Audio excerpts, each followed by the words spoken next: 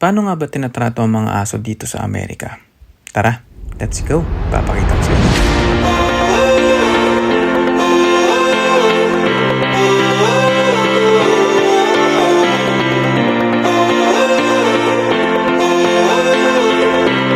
Isang mapagpalang araw nga pala sa inyong lahat. Ngayon pala ipapakita ko sa inyo kung paano ko alagaan itong sina. Good morning, Julia.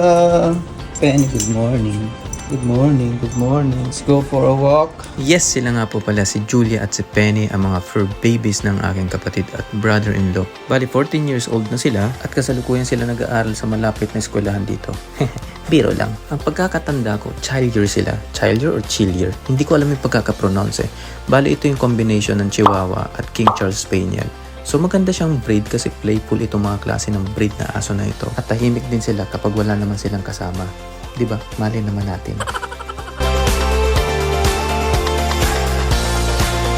Bali dito, first thing in the morning, nilalabas nila mga fur babies nila para mag-shipu.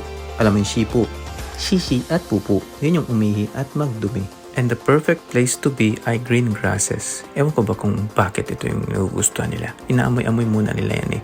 Bago magpuwang dyan. Yan, naabutan na agad ng pagpupo. Ayan, strictly talaga na kailangan mong pulutin yung mga pupo ng mga aso dito. Courtesy na rin yun para sa mga ibang pet owners at sa mga neighborhood para na rin ma-maintain yung cleanliness sa paligid. Hi, baby. You gonna... Hey, get out of that. Get out of there. Morning. Okay. Ganyan nila kamahal ang mga aso dito na kahit hindi nila alaga, pinapakain nila. How old is she? She 5. 5. Biscuit. I don't have treat for you. She don't care. She wants love. Where do you guys get water from here? Ah, yeah, okay. There's what do you call gallon containers? Okay. Grab that and they can fill it right over there. Yeah, you see the. My sister asked me to water the plants. If you work I wonder where your dog is. I feed the cats, Oh, cats, yeah. but I also get dog food. Uh-huh. Do you name every cat in here?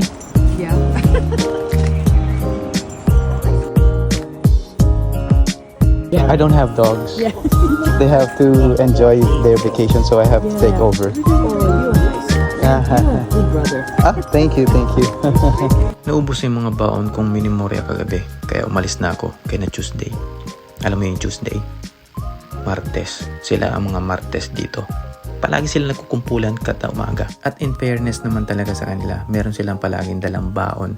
Sila yun ang mga nagpapakain sa mga stray cats na nakita ninyo doon sa sementeryo at sa mga aso na lumalapit sa kanila. Talagang nakakamangha yung pagmamahal nila, yung genuine love nila sa mga hayop dito. Most especially sa mga aso at pusa. Sana naging aso na lang ako para may nagmamahal sa aking Amerikana.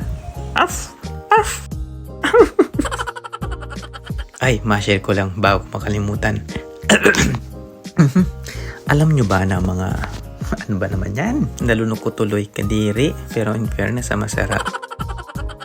Mabalik tayo doon sa ikukwento ko.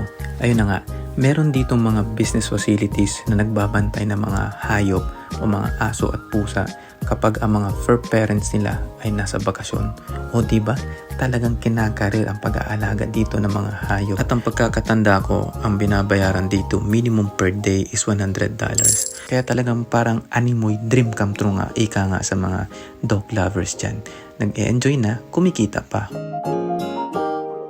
Penny. Eat. Julia.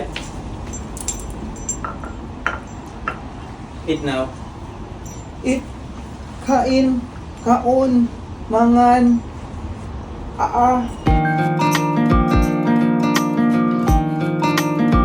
Ayun, after nila mag-shipo, ayun, papakainin naman sila ng around 7 or 7:30 in the morning. At yung susunod nilang pagkain is alas 6 na ng hapon or mga alas 7. Around, parang ganun. Ang paborito talagang kainin ng mga hayop ay saging. Oh, alam kong iniisip mo. Pasmado ang utak mo, kabayan. At ayun, hanggang dito na nga lang pala ang aking video. Naway marami kayo natutunan ngayong araw na ito. Tulad naman ng ano pa, hindi sayangin ng konting oras nyo. Hindi nga po pala ako vlogger, pero follow nyo na din. God is good all the time. All the time, God is good. Salamat po sa panonood.